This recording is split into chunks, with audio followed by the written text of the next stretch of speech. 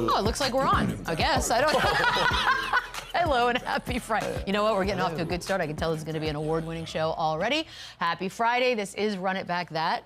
This is Chandler Parsons. Why are we sort of matchy? Yay! Hey, Lou Willville. Mr. Lou. What happened to our whole video, by the way, the intro thing? It just went away today. The cartoons and stuff, remember? Oh, I think we amped it up to make it more sleek, perhaps.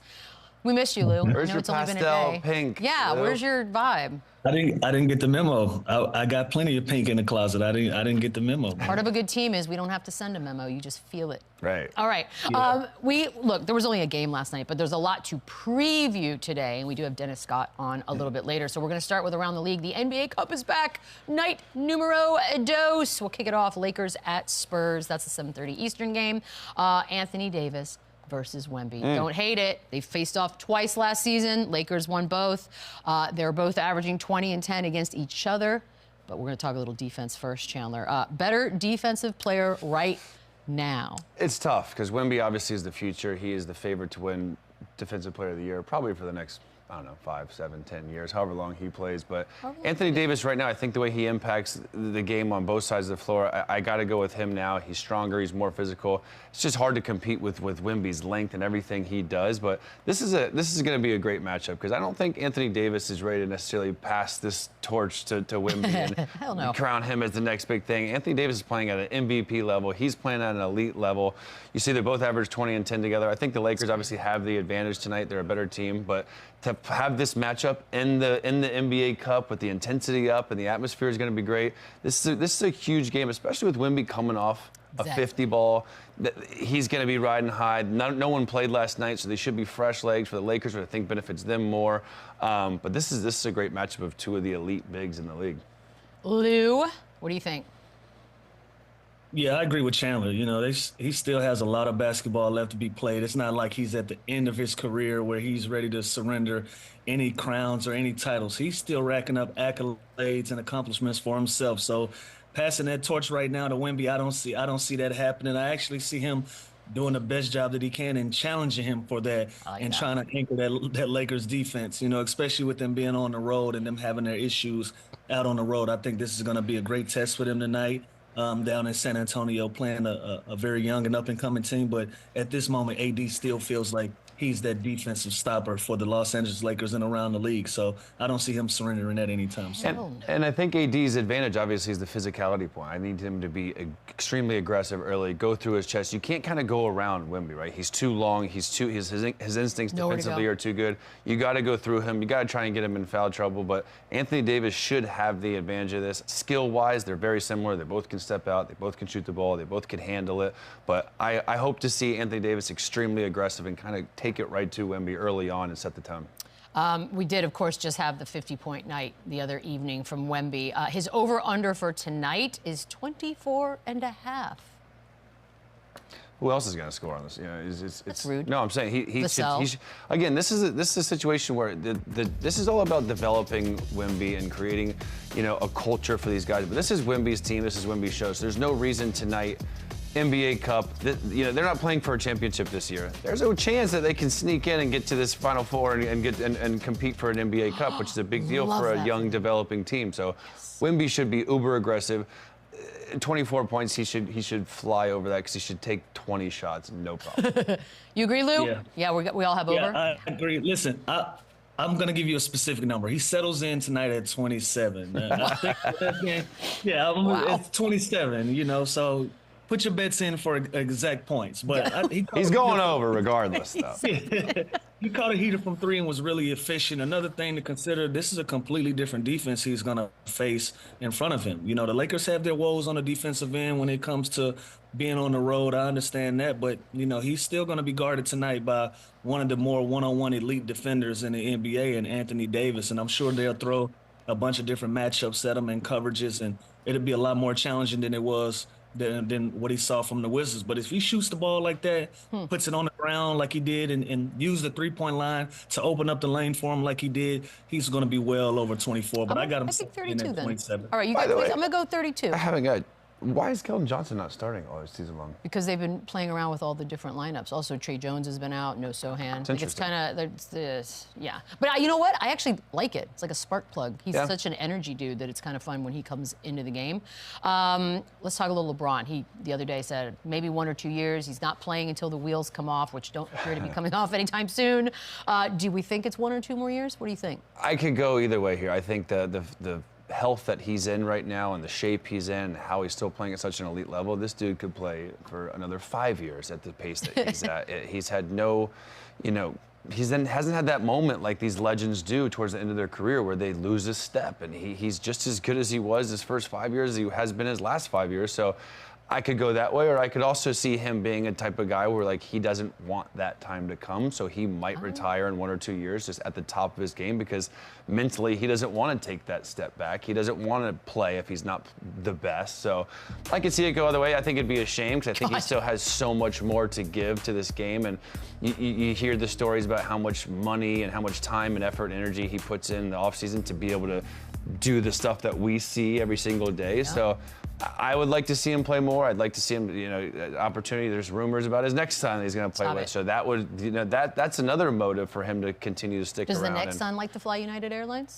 Yeah, I don't know, but listen, he's going to have so much opportunity business-wise after basketball too. Already. He's going to do the Tom Brady thing. He's going to end up owning a team. He could do commentating. He owns the agency with Rich Paul. It's the big, he's fine. So I think he's got a lot to look forward to after post-basketball, but he's too good right now to hang out. Yeah, 1 or 2 years, it sounds crazy to say out loud, Lou, but then you watch him, that dunk, for example, you're like, I feel like we've got time. This is the only thing he hadn't considered. Father Time is undefeated, and he's not making that decision. LeBron isn't. He's not going to be the person to make the decision. Trust me. One day he's going to wake up, and it's going to feel like somebody stole his Space Jam basketball, and he's just not going to have that step. I'll reference back to my last season with Kobe. Kobe started that season, wheels turning, ready to go, ready to put a playoff run together. In the first 10 games, his body didn't give him what it wanted him to give. He just didn't have that step. He didn't have that pop. And then his focus became different. His focus became, well, let me go ahead and announce this retirement and enjoy my retirement, enjoy receiving my flowers from everybody around the league. But mentally, he was all there. Mentally, he was ready to go. And I think, the same thing for LeBron. In a year or two, he's going to do all of the things that's necessary for him to play. He's going to take all the steps necessary to make sure he's healthy. And then before you know it, the game is just going to get faster, and he's going to feel it, So I'm down for him playing I would love to see him play until the wheels fall off. I know that's not what he wants to do, but I'm telling you, one day you're going to wake up and it's going to be the end of the road, and everything's going to change mentally. It's crazy, too, because he's been extremely fortunate with no serious injuries. Knock on wood, he has been really blessed with his health. So it's when he's not showing any signs of slowing down, he's still arguably the Lakers' best player and the guy that's bringing the energy and taking charges and diving. You see the setback with, no offense to guys like Dirk, you could see the decline, right? You don't see any decline. You almost see him get better and wiser and, just a huge point guard floor general.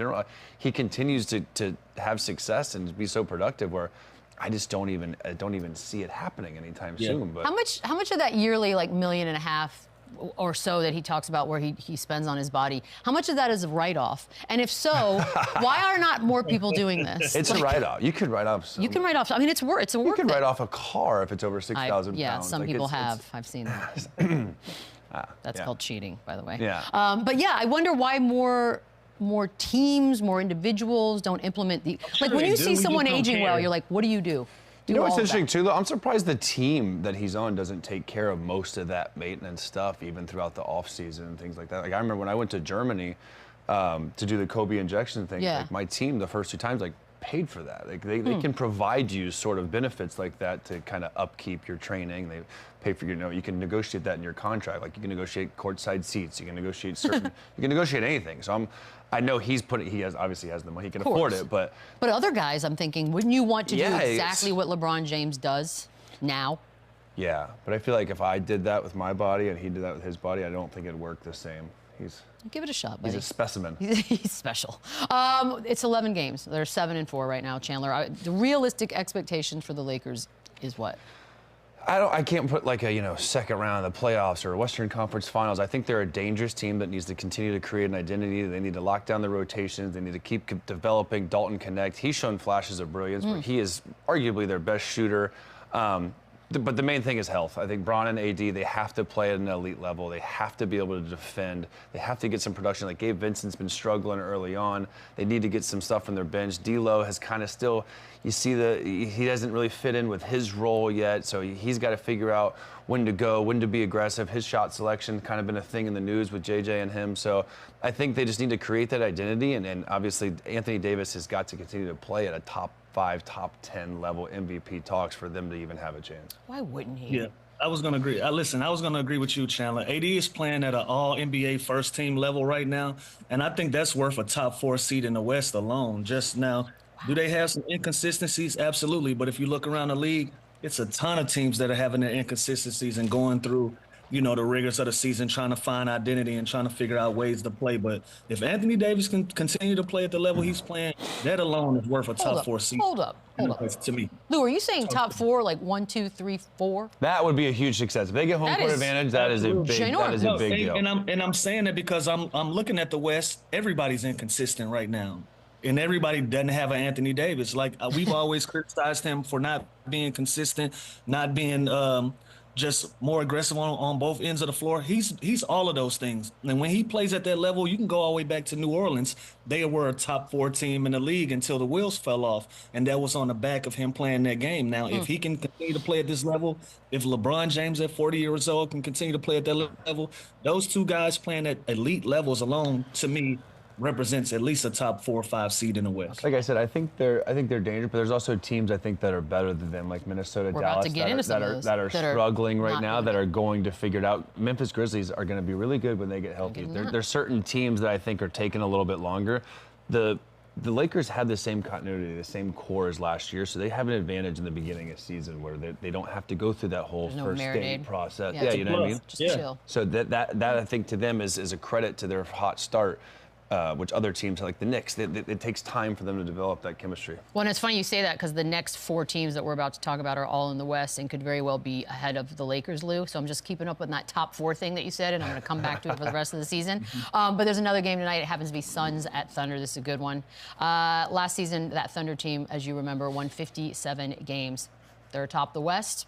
Are we looking at a 60-game win season? I know no Chet for a while. Yeah, it's hard to say because, again, you don't know health, you don't know what's going to happen, but this team is loaded. This team is in the best situation in the Western Conference. And I think these 2 teams are the best 2 teams in the West. But you look, this game would be so much more exciting if KD was playing because these teams are absolutely loaded. But tonight, no KD, no Beal, no Chet, no Caruso, no Hartenstein. So, like, it is kind of like who sell it. It's who can get more production from the bench, and I think that's going to be the Oklahoma City Thunder. They can go 10, 11, 12 deep. They have guys that are can plug and play in any scenario, any game. So the Thunder obviously is the advantage, but these 2 teams fully loaded, I think, are the best 2 teams in the Western Conference. And tonight will be interesting too because there's no real big on the Thunder. So I think you're going to see a lot of small ball because the Phoenix Suns like to go to that where they put Royce O'Neal at the 5. The Thunder are going to put Lou Dort at the 5. So it's going to be like the other night, SGA was the tallest guy in their starting lineup.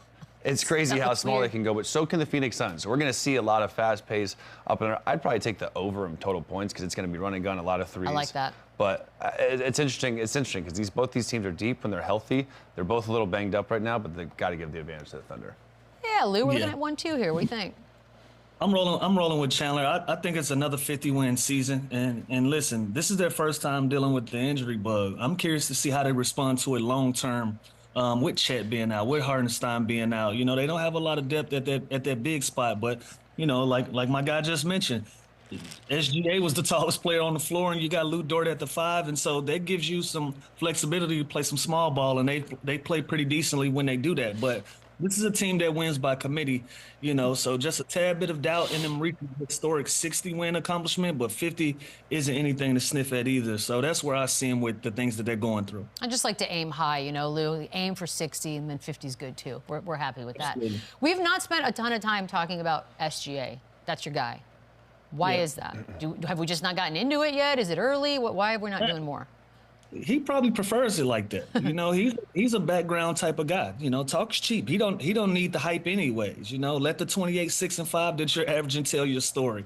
And that's how he's always been. He's not a media darling. You know, even when he does his interviews, they do it as a team. They do it by committee. Even, you know, anything that you see, everything is team oriented. So I think he prefers not to be mentioned so much in the individual things when it comes to his talent. Let the numbers do the talking. Keep racking up everything that you can, and then when you're at the end of the season and you're in MVP talks, that's when everybody will start talking again. Until then, talk is cheap. You know what's crazy to me is SGA is 26 years old. I feel like he's 30. I feel like he's 30. I feel like he's been around. And he made that leap last year to this top 5, top 10 all NBA type player, and he's always been a stud. But last year he kind of really made the jump to where he's a franchise all-star, first-team all-NBA guy. And he's going to continue to be in MVP talks for the next foreseeable future because his stats are going to be good, and this format of this team, they're going to be good. So his team success and the numbers he's going to put up, he's always going to be in that close to 30 a game, 8, 5, which is going to put him right in those MVP talks every single year. But he's a stud. He's got this aura around him where he's always so smooth. He's always so under control. Hits a big shot. You don't know if it's the game-winning buzzer beater, if it's just a pull-up in the first quarter. He has the same face. He's got the same attitude throughout the whole game. So to have that quality as a 26-year-old on already a young team where these kids look up to him. And he's 26 years old. Yeah. It's unbelievable what he's done in such a short period of time. But he's a stud, and we're always going to talk about them because we're always going to talk about him because we're always going to talk about the Thunder for the next 5 years. It's why we're hesitant to do things like put Giannis in OKC because you're like, no, they have a young, fun group that they're building. Don't fix what's not broke. Exactly. All right, we've got to take a quick break. When we come back, Dennis Scott joins the show. 3D. Yeah! Yoo-hoo! Running back. Scott makes a big history. Sitting next to Chandler watching the Dennis Scott hype video. I love it. Makes me very happy. So now he's joining us, 10-year vet, NBA TV analyst. We appreciate the time as always, Dennis. And look, you got all the Georgia Tech behind you, which is exactly where we're going to start. You're getting your jersey retired there tonight. A, how excited are you? B, who's going to be there? Who's going to be in the building cheering you on? First of all, I'm super excited. For anyone that's listening, still has their mother or grandmother or important female in their life, my mom challenged me going on 3 years ago that, baby, you promised me you'd get your degree, and I'm tired of hearing people talk about your number not being retired. So that was the only thing I had left to do was to go back to Georgia Tech because it was a requirement to graduate. But you had to graduate from Georgia Tech. That was the difference. So I could have gone to other schools, I've done other things, but they would not have retired the number because I would have graduated from a different school. So I had to make that very clear for our viewers that that's a difference in just graduating. So I'm super happy to finish something that my mom asked me to finish. That checks a box. Kenny Anderson, Dwayne Farrell, Tom Hammonds, David Whitmore. I mean, it's just so many guys. Perry Clark, one of the original coaches that recruited me back in the day. So I'm super excited to see, and all the guys that's coming. And they have a few surprises for me. They told me, so I don't know what else is going on. That's awesome. Oh wait, do you like that? Because some people here, we have some surprises for you, and they're like, don't do anything. Are you one of those guys that loves that, or you're a little nervous? I love it because I know where all my bodies are buried. Okay. You know what? That's how you go in. That's how you win. I do not. By the way, let's say the top dude in the country wants to go to Georgia Tech, but the only way he'll go is if he can wear the number 4. Oof. What do you do? If he's the number 1 player in the country, like say a Cooper Flag or the AJ Sebastian, yes, they can wear number 4 because I need Georgia Tech back hot again. I need us back in the Final Four. So if it's a guy like that, it's a no-brainer. It's a good attitude.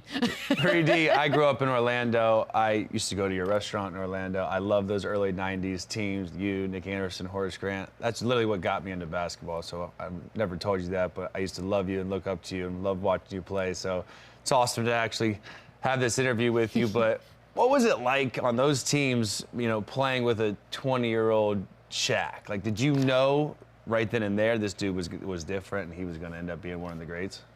Yes, we call him the SHAQ Piper because with all the nicknames that he has, I said, big fella, you don't realize that you're just stepping foot in the NBA And everywhere we go, there's somebody following us. And one of the bright stories I remember, we're playing the Detroit Pistons in South Dakota for a preseason exhibition game. And we all know how exhibition games are in the NBA. You kind of going through the motion. Let's hurry up and get this over with because we want the season to start. But because of SHAQ, we're playing full speed starters in the fourth quarter for the first exhibition game. You're like, what the hell are we doing? But it's all because of SHAQ. It's crazy. Awesome. And you basically watched him from a rookie become this superstar. How did he handle all the attention he was getting off the court, basically becoming a full-blown celebrity?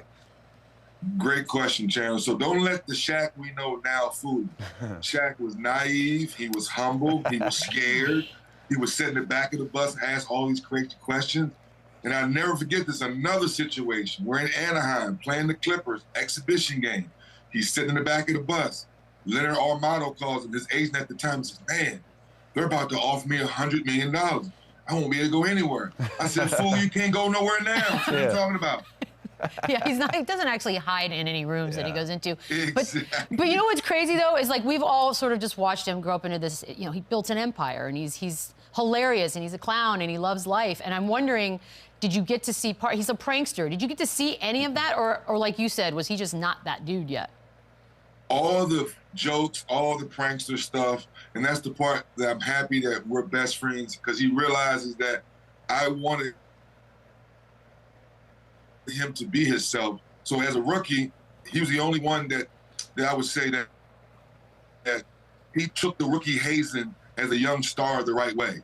He carried the bags, he hated it, but he realized that was a part of the culture of being a fraternity of an NBA player. 3D, there's an infamous story about how did he slap Kobe in a pickup game in like 1998 and you were there? Well, I don't know if it was a slap or It was more of a mush. Yeah, I really don't want to fight, but I got to show you I'm SHAQ. I guess it's the best way to say it. Wow, so it happened. So There's contact. I know. God, wish we had videos of everything. All right, Bulls, 95 Eastern Conference semis. MJ had just come back from, the baseball chapter. Nick Anderson said that Jordan, quote, didn't look like the old Michael Jordan, and that number 45 doesn't explode like 23 Can't used poke to. the bear, 3D. And then, of course, we all know what happens after that. What do you remember about how all of that played out? You pretty much hit it on the head. He sitting at his locker. He made those comments, and we all like, oh, why would you do that? Really? But you're in the moment. We're young. We're vibrant. We're confident. Nick just had probably arguably the biggest steal in NBA history. So you understood where it was coming from. But now it gave Mike more fuel to go back in the lab, retool his body, and he did what he did when he came back. So now later in those playoffs, Wow. though, Nick Anderson then goes and misses 4 free throws in the game 1 of the NBA Finals. What is it like in the locker room after that? Do you kind of rally around him, just move on next game? Because that obviously was a devastating situation. Chandler, Michelle, I know Lou, all of our viewers, we've all been around a teammate that's gone through something. And the best thing I can tell you that I remember vividly, Nick was the last one in the locker room. And I remember before I walked out, I gave him a hug. I said, the sun will come out tomorrow. But the biggest thing we know as athletes, it's here now. It's no longer physical. Because we know Nick was one of the most dynamic post-up 2 guards in NBA history. But mentally, he could never get that out of his head again. So he never went back to the aggressive guy we once knew and fell in love with. So that was the toughest part for Nick the rest of his career. Fun fact, I chose number 25 because Nick Anderson. Right? Did you really? Yeah. That is a fun fact. Yeah. Thanks for sharing that, Chandler. Little Chandler Parsons trivia for everybody at home. Let's talk a little Victor Wembanyama. We all saw the 50-pointer the other day. He's 20 years old. We just talked about a young SHAQ and sort of what you got to see at the early stages. Are you seeing anything that reminds you a little bit of that period of time in Wemby? Like, what do you see when you watch Wembanyama play? The only thing that comes to mind, guys, and for people, he's must-see TV. So I'm a little bit older than you guys. He is as tall as Ralph Sampson was back in the day. And Ralph Sampson was the only guy we could see grab the ball off the rim, go coast to coast, make passes. but Ralph wasn't throwing the ball around his back. Ralph wasn't throwing the ball off the backboard, catching it and dunking it. Ralph wasn't doing the sham guy with fluidity and passing the ball and doing lookaways. So that's the difference for Wemby, that he's taking the game to another plateau. And if you're not working or if you're not spending time with your kids, you're watching Wembanyama and watching what he's doing and saying, wow, he's changing the game. Who do we compare him to? We've never seen a 7'3" alien before. Legit alien. It really is nuts. 3D, I stopped playing basketball at 31 years old. You also retired at 31 years old. So now when we're sitting back and we're watching LeBron James do what he's doing, almost 40, my question to you is how? Like, how is he doing this still at such an elite level at that age? Well, I asked the basketball guys, why he give me raggedy knee? Why they give me raggedy hip? Well, we gave you a sweet jump shot, but that's not enough. I want a better body. I want to play long. That's the most significant thing, that LeBron has done a phenomenal job of taking care of his body. So that's why one of the best sayings we say on NBA TV and TNT is the best availability is availability. And LeBron has been available for 22 years for the most part. He's had a few injuries here or there, but we cannot find another person in any sport in 22 years. Like Tom Brady at 45, yes, but we would agree. That Tampa Bay defense was sick, right? Yeah. The weapons he had around him was sick. LeBron is still the best player on the Lakers. I love you, AD, but LeBron's still the best player. Yeah, that's true. By the way, Tom Brady did the whole TB12, like marketed it, tried to get, us civilians to become superheroes. Like, why doesn't LeBron do all that? Or is it coming? Do we think it's coming? It's coming. It's probably coming. No, LeBron's too, calculated on how he's doing things. LeBron's like, y'all still talking about me, you're still watching me, and when in doubt, you still have to talk about the Lakers as long as I'm still playing. It's true. He's not wrong. It's also a lot of people look like Tom Brady's body type and not LeBron. So, like, I'm saying, it's genetic. People can say, I can look like Tom, but I can't. Great point. Genetically, LeBron's got a little better situation going on. That Tom Brady draft photo is the most relatable thing I've ever seen in my entire life. The NBA Cup back tonight. You know what's funny, Dennis? I was thinking to a year ago when we were all sort of getting ready for this NBA Cup thing, and no one fully understood. We were like, how does this work? Okay, the format, we just wanted to see. I thought I ate the wrong brownies. Yeah, I legit tried to explain it. I was like, I don't think I have it right. And here we are, a year later. We've already had some great moments from night one. We're getting night two to go again. What have you thought about it? Have you liked the way it's panning out so far? I love it. And Chandler, as ex-player, is giving more significance to this part of the season, where guys may be sore or may be, taking a rest or the load management BS. I just think now the guys are exciting. The floor, the jersey, the fans are into it. And Chandler, check this out. The basketball BRI, there's different jerseys being sold. So there's more money being circulated for even us retired players. Yeah, it's great. So I love everything about it. When I first heard it, though, I'm like, are we really incentivizing players for more money? And then, but then I watched it last year, and I'm like, oh my God, these games are like playoff games. The atmosphere is Vegas for a few days. The courts are even fun, which they're a little trippy at first. Well, hold on. We don't like all. Can we be real honest for 1 second, though? I feel like we're all truth tellers, right? We don't like all the courts. No, we can't say that. We don't like most of the courts, but it's still fun. It's still fun to see them. It's different. And you have to put on a different pair of shades to watch basketball. Emirates Cup. Yeah, it's like 100%. Migraines. First, some of them are rough. Yeah, Dennis, you mentioned load management, back-to-backs. Joel Embiid, he looked a little rusty in his first game back the other day. Some analysts are comparing him to an aging SHAQ. I heard someone say he's the Phoenix Sun SHAQ, which he's not to that level, right? SHAQ had 3 rings going into that. You can't do that. And that's an interesting fact. Right. So, like, what do you take of where he is currently right now? What's your take on him? I think prematurely saying he's not playing in the back-to-backs. I think that's what kind of ruffled a lot of feathers early on. But, like, what do you think of the whole Joel Embiid drama right now? Yeah, you hit it right on the head. By coming out and making those early comments at the beginning of the season, kind of, really shook the real basketball world the wrong way. We're old school. Old school guys, if you got injured, you went and did whatever you had to do to get back. And once you were healthy, we went right back in the fire. So that minutes restriction, load management, it's taken a lot of us older guys to adjust to. So to answer your question, what we're telling Embiid is, listen to the doctors, listen to the trainers, do whatever you need to do to make sure your knees feel enough where you can go out there and play at a high level. once the season starts, everybody's sore, everybody's dinged up a little bit. How do you do what you need to do to be in the training room to navigate through that so you can be on the court? Because when healthy, there's no argument. You're one of the best in our game. But when you're not fun to be around because you make excuses on why you're not playing. So I'd rather say be quiet, stick with the trainers, get healthy, and play when you're ready. And don't say anything, let your play do all the talking.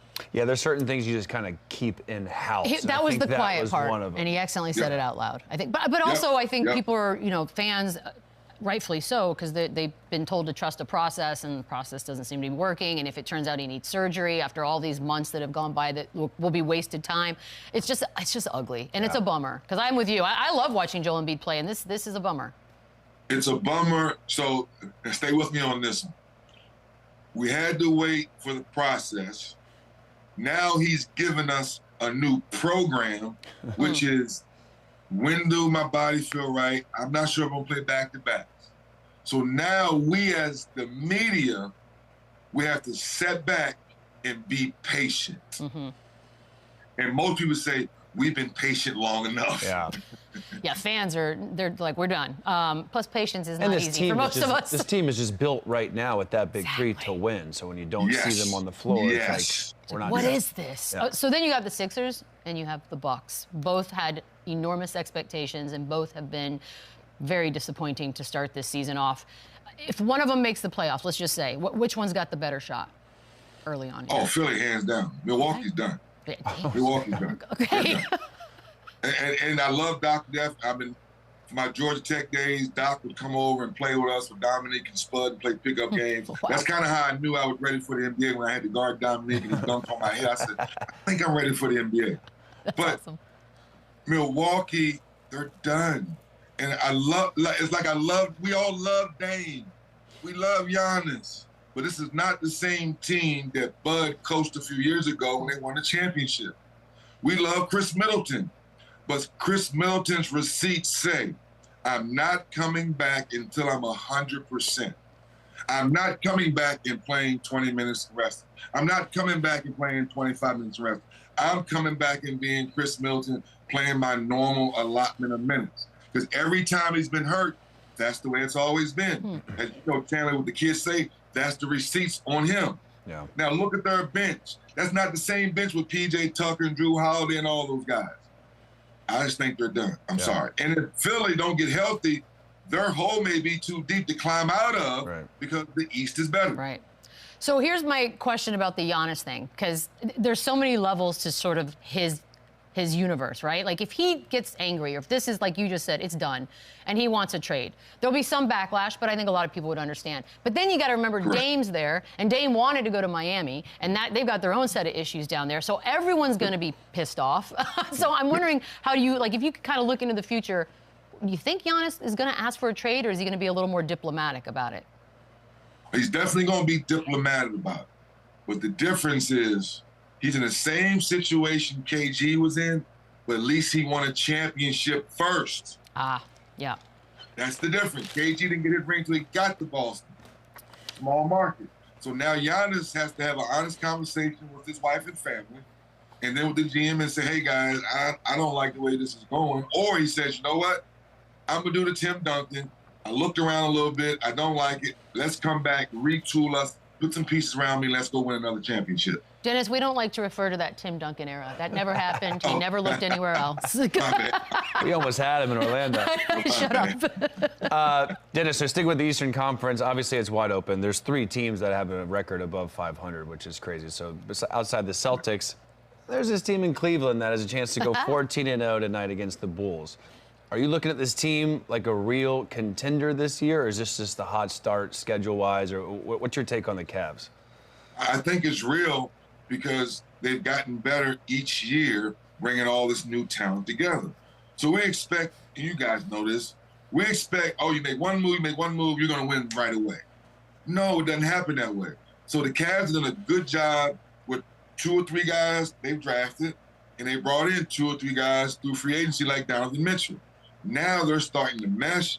They brought in a new coach in Kenny Atkinson, who's about accountability.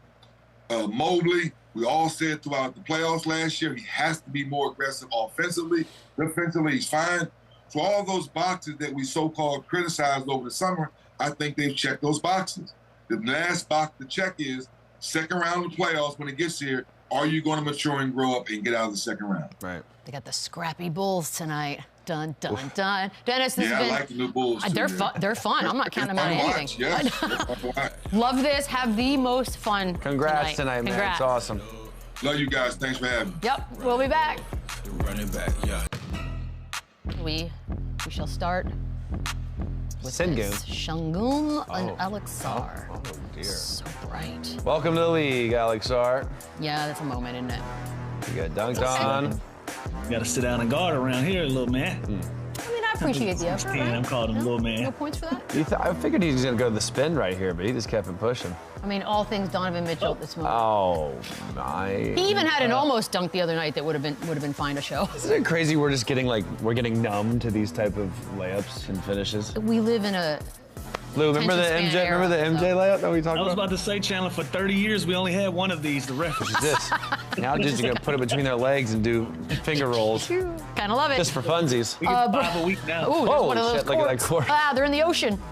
Oh, that's a... here. It's an even matchup. Maybe. Yeah. It's just the old help. Yeah. The Yeah, spin. Brook Lopez, he got tired of shooting them threes. That was Talk about being in the ocean. Take him for that ride, bro. The spin poster is rare. The athleticism was off the charts. You know we got to take a charge there. Bruno! Watch your head. Oh, my heavens. Do that one. Certainly that one. Yeah. Nike didn't make an ad about that one. Scotty Barnes has some outfits. That was a great pass by Dick. That was nice. I must have felt good for him. Yeah, these blue courts are trippy. It's throwing me off. All right, Easton. Batum. Hello. Move. I mean, Those Rockets are so loaded and deep, you just forget about they even have Tari Eason. You just remember him last year wearing the shirt. That's all I think about. Why is that what you think about right away? That's Sengun All right, again? Again, he's got a couple of them. Put him in the dunk contest, Lou. The Statue of Liberty? By the way, it's never too early to start the dunk contest. You can't be talking about the one I think of.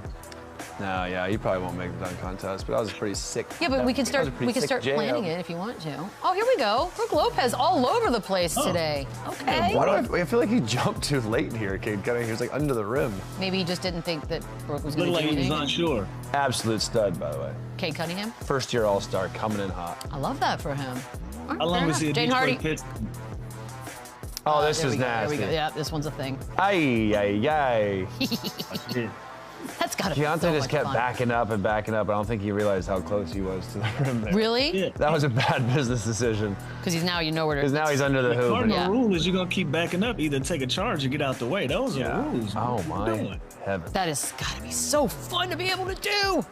All right, back to the games at hand. Full slate. Grizzlies, Warriors. It's the Grizzlies' first NBA Cup game, by the way. This is their minutes leaders right now, which just reads as it's an interesting list, Chandler.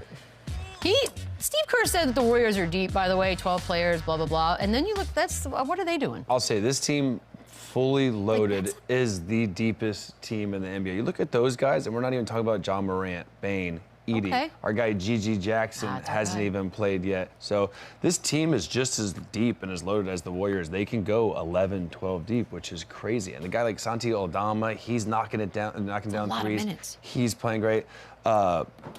Everyone had Wells, the rookie, he's playing great. They're finding their role. They play extremely hard. This dude, Jay Huff, they are just plugging and playing these guys, and they're being so productive. They defend. Zach Edey, it's crazy. When I watched him at Purdue, look at this. When I watched him at Purdue, I thought he was just kind of like a big dude playing against like kids. Yeah. He now does the same thing in the NBA. He's just as big of a presence. He alters so many shots. He dunks everything. So this team, I look forward to them because they are my sneaky team in the Western Conference where when they get fully healthy, if they get enough time, they're going to be really, really good. I mean, are you shocked, Lou, that they're 7-5 with all the guys sitting out that have been sitting out? No, not shocked at all. You know, they've been one of those teams that's taking advantage of scheduling and doing a good job of just keeping their head above water. You know, a lot of these teams are struggling and trying to find their footing when the Memphis Grizzlies, for whatever reason, they've been able to figure it out. You know, you got to give some credit to the coach Taylor over there. You know, he's been able to find guys that can plug and play, that can give them substantial amount of minutes and go out there and be efficient and effective, and it's worked for him so far. Chandler died a little bit. I can't You all hear right? him. I can't shake. You want to have some water? Nope. All right, we'll keep it moving then. The deep comment that KERR made about the Warriors, like when he said it, we were just sort of like interesting. But he has played 12 players in like 8 games, and I'm wondering, does he have to shorten that anytime soon? You know, come playoff time, Okay, I think every coach is going to shorten their rotation. But, you know, barring an injury, foul trouble, things like that, it's great for these guys to get these reps. It's great for these guys to get these minutes, get this kind of time playing with the first unit, the second unit that they might not get towards the end of the season. But every rotation is going to short. It's hard to imagine a playoff team going 10, 11, 12 deep, but it's a luxury having that capability. And inevitably, there's going to be guys go down, miss some time here and there, but it is a luxury to be able to have this many players that you can play and that know the schemes, that know the offense, that are comfortable playing with the starters, with the bench guys. So it definitely is a great thing in a long season with all the injuries and load management and things like that to have these guys to plug in there. But you're definitely going to see it get shortened when come nitty-gritty time. Yeah. Agree? No, I agree, because I'm looking like Kuminga's going to play, Looney's going to play, Buddy Hield's going to play, Moses Moody is going to play, and then you look at guys like, you know, Gary Payton II or Podziemski. You know, those are your energy guys. Those are your spot shooters. Those are the guys that's going to, you know, on those nights on a back-to-back when you're trying to find a rhythm, when you're trying to find some energy, those are the guys that you can point to, and they're going to provide that for you. So, you know, he can possibly go 10, but, you know, all 12 of these guys are giving them really, really good minutes, and they're good at their jobs. You know, Gary Payton Jr., he's a guy that you can throw out on the floor, that he doesn't need shots to be effective. You know, he doesn't need the basketball in his hand to be disruptive, and, you know, there's value in that. So who's the odd man out? So I think going into, you know, this season, going into the second half of it, he's going to still play 10 to 12 guys, and if somebody goes down, he's confident in somebody being able to fill in and keep rolling. I think it's nice to have so many options, like just such a luxury. And they have vets. They have vets like D'Anthony Melton and Kyle Anderson. They have a little bit of everything with youth, mature guys, and everything. So it's a great luxury for sure. So if there's anyone out there that's sort of like, yeah, this is just a weird beginning. This can't sustain. There were 11 games in. Does this Warriors team feel like, okay, we could actually be looking at something?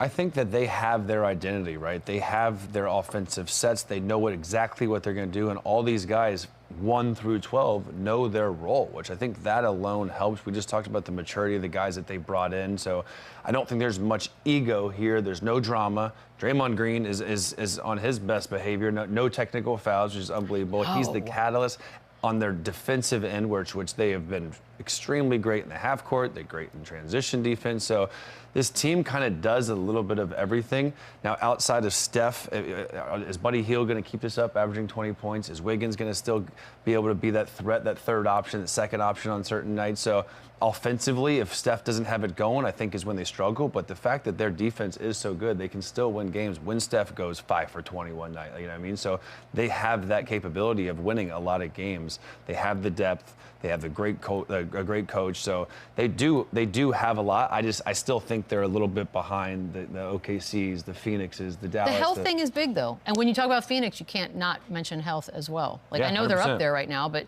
I don't know, Lou. It's maybe it's because it took a minute to wrap our brains around that Warriors they're not dead. Like, they're still very much alive in the Bay Area, and we're looking at them. Do you see them as an actual threat come, you know, closer to the end of the season? All right. Absolutely. You know, give them guys credit with the exit of Klay Thompson. You were a little unsure, like, where did this team go from here? You kind of felt like it was going to be one of those blow up things, and, you know, maybe a Draymond or somebody else will be the next guy to go, and, you know, we're looking at them retooling. But not only did they retool, they went out and found guys that matched their style of play perfectly and were able to fill in and be seamless with, you know, Klay Thompson not being there. You know, now this is a team, they look confident again. Steve Kerr feels like they're deep enough to make a run. Draymond Green is playing great basketball. He's the head of that snake. As crazy as that sound when you have a Steph Curry, but, you know, when he's available and he's running the show, it makes it so much easier for everybody around them to be successful. And so with all of those things working for them, they got all of the pieces to be a real deep threat, you know, come playoff time in the Western Conference. All right, we have to at least mention Bulls, Cavs. Bulls had that nice end of the game win in New York the other day. Cavs going for 14-0. Do they do it?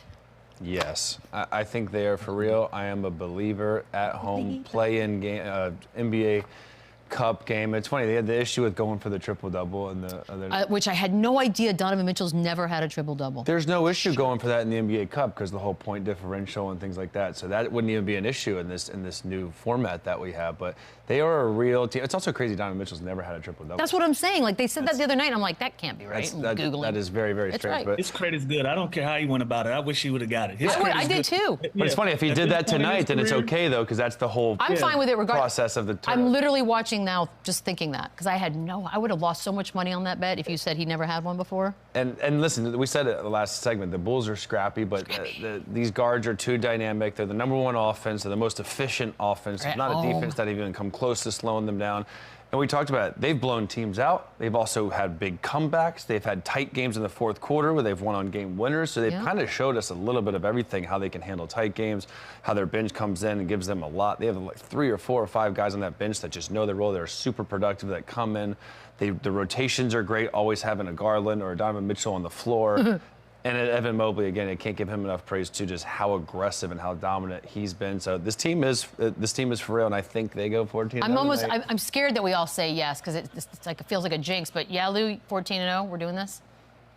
Yeah, they're gonna keep rolling. You know, I think. Yeah, looking at their schedule and how they're rolling. When you're playing a confident team like this, you never know when they're going to lose a game, and it doesn't look like it's soon with the way that they're playing. So tonight, I definitely got them going. Remember, they were like 7-0, and we looked at their schedule, and we're like, they might not lose for a while. Ever again. Yeah. I got them going like 16-0 before it gets a little tricky. And Lou knows, you know how hard that is to look at your schedule, see a game that you're supposed to win, and to actually go and win it. Those are the trap games. That's why I thought for sure. Yeah. And the other night against Philly with no one playing, I was like, uh-oh. And for a while there, it looked a little weird. Ruh-roh. All right, we got to take a quick break, come back, wrap things up on Run It Back. Run it up, then run it back, run it up. Keep track. Prop party. I'm going to say it every time, Chandler. Go. You don't want to keep track. I do, because I'm great. Tonight, I like Anthony Davis over. Like I said earlier in the show, I think he's aggressive early. I think he wants to prove a point that he is still one of the top big guys. He's going to go right at Wemby. And I like Dalton Connect. He is running off a high. He was 6 for 6 last game with threes. He's at least getting knocked down. Lou? Give me Lakers money line, not like AD over in points. He's going to take this matchup personally. Big night for AD. I got Wemby. Oh, shocker. Just Wemby. Just him. Over points, over blocks. All right, Tyson Paul. Everybody knows Paul's winning, right? It's all scripted. We all good? Yeah, it's I can't bet it. Unless Tyson loses his mind. He has a mind? He That's hasn't done that already? See you on Monday. Run it up, run it back, run it up, run it back, run it up, and run it back, run it up.